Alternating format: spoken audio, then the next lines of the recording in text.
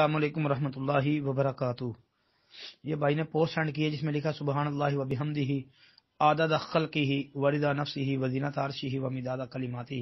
صحیح مسلم کا حوالہ۔ بھائی نے لکھا جی سوال ہے اس کی تحقیق، ترجمہ اور فضیلت بتائیں۔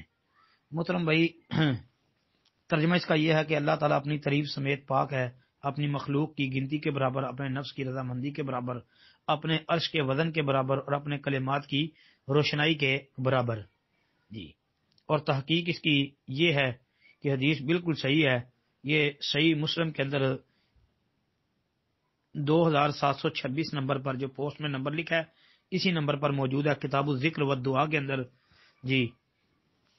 اور اس کے علاوہ جامع ترمذی کے اندر یہ 3555 نمبر پر کتاب الدعوات باب فی دعاء النبی صلی اللہ علیہ وسلم کے تحت آتی ہے۔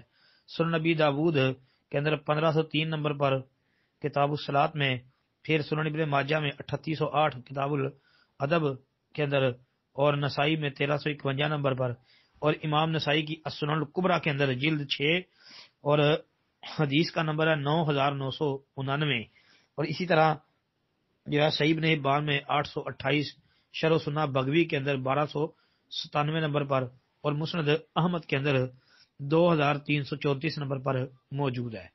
اور فضیلت اس کی یہ ہے کہ فجر کی نماز سے لے کر اشراق کی نماز تک کوئی بندہ مسلسل ذکر کرتا رہے تو اتنا لمبا ذکر کرنے سے بہتر اور زیادہ افضل وہ یہ ہے کہ صرف یہ دعا 3 دفعہ پڑھ لی جائے، یہ سبحان اللہ و بحمدہ عدد خلقہ و رضا نفسہ و زینت عرشہ و مداد کلماتہ جی۔ السلام علیکم ورحمۃ اللہ وبرکاتہ۔